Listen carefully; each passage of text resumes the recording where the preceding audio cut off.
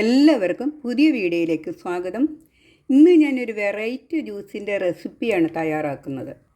ഒരു natural colour ജ്യൂസാണിത്, അതായത് banana juice. ഇത് നമുക്കൊന്ന് തയ്യാറാക്കാം.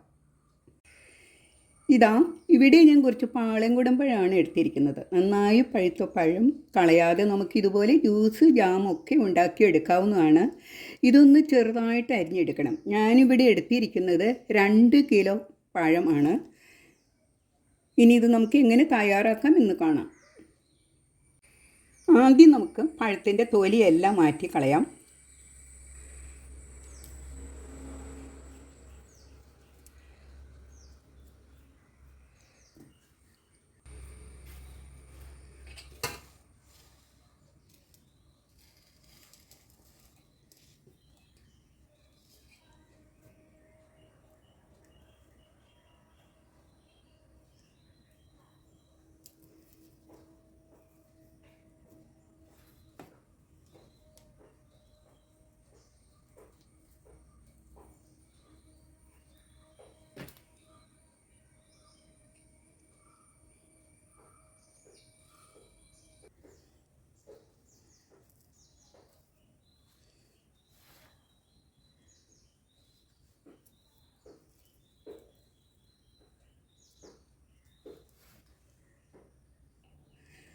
പഴം തൊലിയെല്ലാം കളഞ്ഞ് മാറ്റി വെച്ചിട്ടുണ്ട്. ഇതൊന്ന് അരിഞ്ഞെടുക്കാം.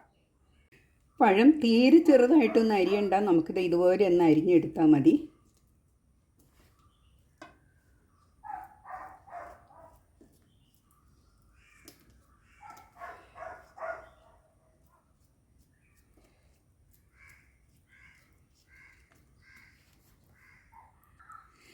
ജ്യൂസ് ജാമൊക്കെ ഉണ്ടാക്കുമ്പോൾ അതിനൊരു നാച്ചുറൽ കളർ കിട്ടണമെങ്കിൽ പാളയംകുടമ്പഴമാണ് നല്ലത്.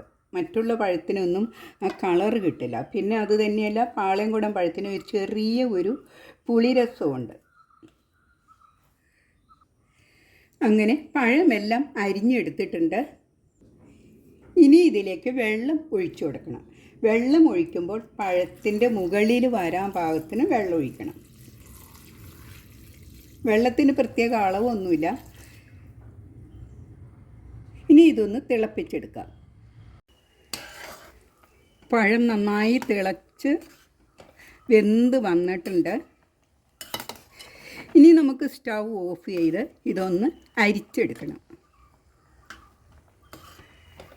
തിളപ്പിക്കുമ്പോൾ ഒരു 15 മിനിറ്റ് സമയം നമ്മളൊന്ന് തിളപ്പിച്ചെടുക്കണം കേട്ടോ.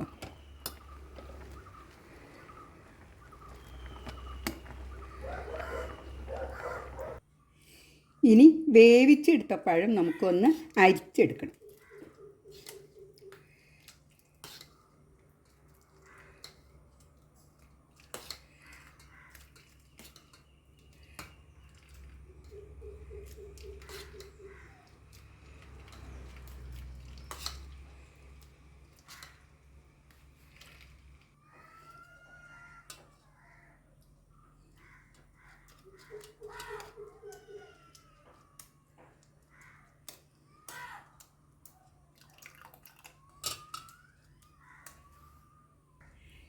അരിച്ചെടുത്ത ഈ പഴം ഉണ്ടല്ലോ, നമുക്കത് ഒന്നുകൂടി പാത്രത്തിലേക്ക് ഇട്ട് അതിലേക്ക് അല്പം ചൂടുവെള്ളം ഒഴിച്ച് ഒന്നുകൂടി ഒന്ന് അരിച്ചെടുക്കാം.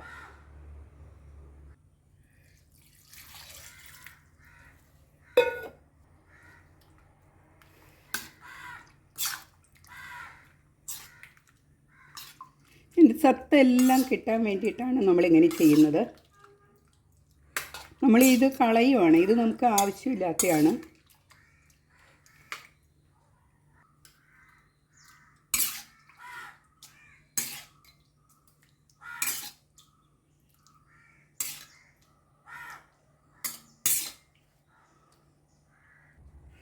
അങ്ങനെ പഴമെല്ലാം അരിച്ചെടുത്തു. ഇനി ഇത് വേറൊരു പാത്രത്തിലേക്ക് മാറ്റുവാണ്.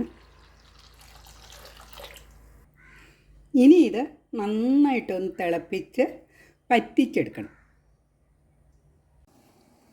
നന്നായി തിളച്ച് വന്നിട്ടുണ്ട്. ഇതിലേക്ക് ഞാൻ ഒരു 5 ഏലക്കായ ചേർക്കുന്നുണ്ട്. അതിൻ്റെ ഒരു ഫ്ലേവറിന് വേണ്ടിയിട്ടാണ്.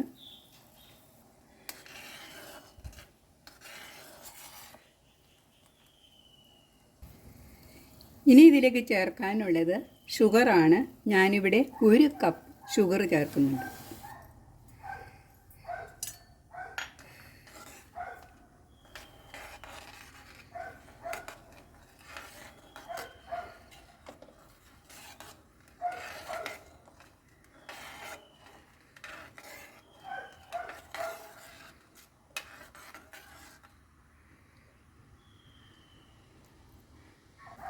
അങ്ങനെ പിങ്ക് കളറായിട്ടുണ്ട്.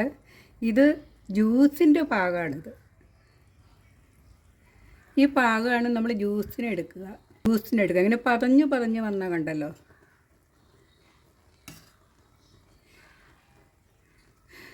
ജ്യൂസ് എടുക്കാനായിട്ട് ഈ സിറപ്പ് നമുക്ക് മാറ്റി വയ്ക്കാവുന്നതാണ്.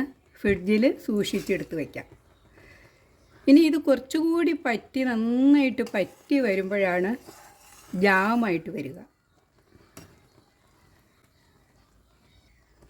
ഇനി ഇതിലേക്ക് നമുക്ക് ചേർക്കാനുള്ളത് 2 ചെറുനാരങ്ങയുടെ നീരാണ്. 2 ചെറുനാരങ്ങയുടെ നീര് ഇതിലേക്ക് ചേർക്കാം.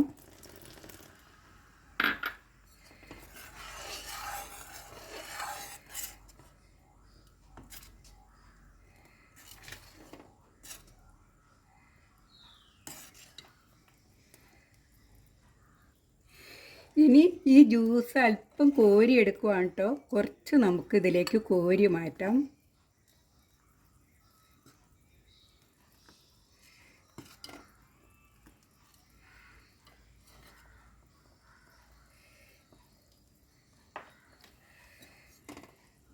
ഇനിയുള്ളത് ജാമായിട്ട് വറ്റിച്ചെടുക്കണം. മാറ്റിയിട്ടുണ്ട്. ഇത് ഒരു വയലറ്റ് കളറിലേക്ക് ഇത് വരും.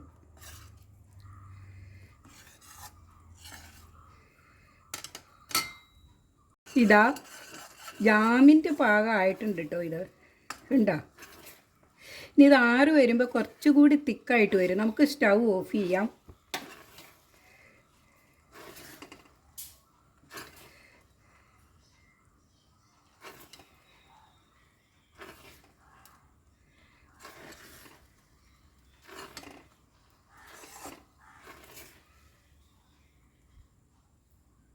ഇനി ഉണ്ടാക്കി വെച്ച സിറപ്പുണ്ടല്ലോ, അതുകൊണ്ട് നമുക്ക് ഒരു ജ്യൂസ് എടുക്കാം. അതിന് ഞാനിവിടെ 2 സ്പൂൺ സിറപ്പ് ഒഴിക്കുവാണ്. ഒരു മിക്സിയുടെ ജാറിലേക്ക്. ഇനി ഇതിലേക്ക് പുതിന ഇല ചേർത്ത് കൊടുക്കാം. ഇനി ഇതിലോട്ട് 1 സ്പൂൺ ചെറുനാരങ്ങ നീര് ചേർക്കാം. നമ്മൾ ചെറുനാരങ്ങ നീര് ചേർത്താണ് ഉണ്ടാക്കിയതെങ്കിലും 1 സ്പൂൺ ചേർക്കുന്നത് നല്ലതാണ്. ഇനി ഇതിലേക്ക് തണുത്ത വെള്ളം ഒഴിച്ചു കൊടുക്കാം. ഇത് ഇനി നന്നായിട്ടൊന്ന് അടിച്ചെടുക്കാം. പഞ്ചസാര ഇതിൽ ആഡ് ചെയ്തിട്ടില്ല. നമ്മൾ സിറപ്പ് ഉണ്ടാക്കിയപ്പോൾ അതിൽ ആവശ്യത്തിന് പഞ്ചസാര ചേർത്തതാണ്. മധുരം കൂടുതൽ വേണ്ടുന്നവർക്ക് കുറച്ചുകൂടി പഞ്ചസാര ചേർത്ത് അടിച്ചെടുക്കാവുന്നതാണ്.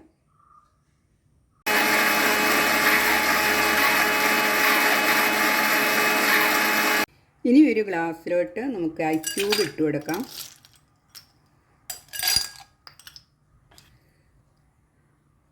നമ്മുടെ ജ്യൂസ് ഒഴിച്ചു കൊടുക്കാം.